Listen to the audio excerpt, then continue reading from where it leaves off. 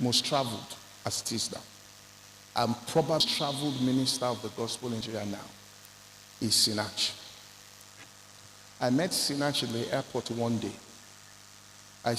She said, oh, you're traveling? I said, yes. I said, I came yesterday to travel. I'm going to this island in the Caribbean. When I got to Nigerian immigration and they asked me, where are you going to? I told them. They said, there's no country like that. They sent a flight from South Africa. I said, so how did you? She said, let me tell you the truth. When I finished school, we were 7 friends. We all wanted to travel. 6 of my friends had gone to England. He said, my pastor just said, there's something on you. Stay. It may be God's will for you to go. It may be God's will for you to stay. But make sure you find out God's will. Do you get what I'm saying here? I've been living in one small area in England, while she today is traveling the entire world. God always has a provision. Don't tell him what you think he should do. Ask him for what he has prepared for you.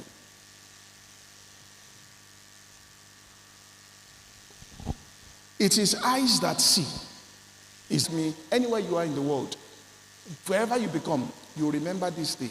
If for the next 3 months, from now for the next 3 months, all you are praying to God is give me eyes that see and ears that hear. Once your eyes are opened up spiritually and your ears are opened, you are on a different plane from other people. Jeremiah chapter 17 and verse 6 tells us, Jeremiah chapter 17 and verse 6, for he shall be like the heath in the desert. I'll not do what? See when good cometh. It's not that good doesn't come, it's that he doesn't do what? See it. He says, feed the parched places of the wilderness in the sun. So you see somebody inhabiting the parched places, and you are looking at the person and say, God has not been faithful. God has come. It's just that the person did not see.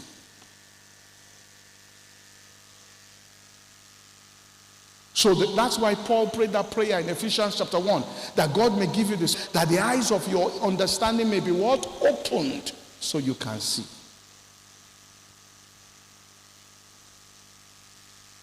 Because you will be in the world of tech. People are doing things in tech. You will see something that nobody else sees.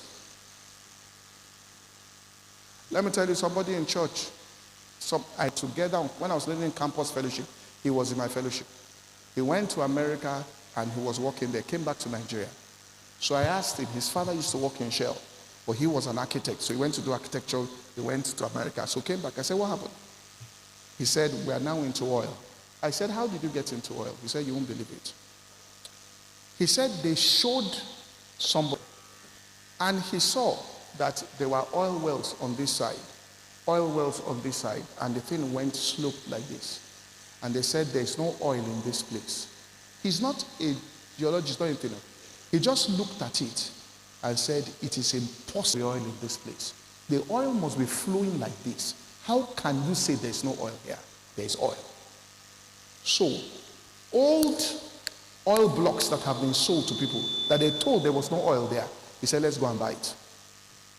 They went, took money. Those ones sold it on cheap because they've had the oil block for 20 years. There's no oil. They bought it off them.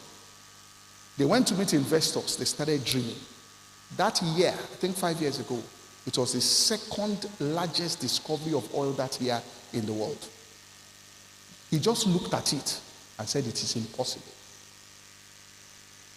I said, in life, you will look at things and you will see something.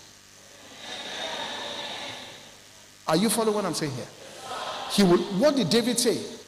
David said, he brought my feet out of the merry clay and set it upon to stay. He's put a new song. He said, sacrifices for sin and burnt offering, thou wouldest not, but my ear thou hast opened. He said, when I was in trouble, what God did was he opened my ears. I saw it. Look at what David was saying. David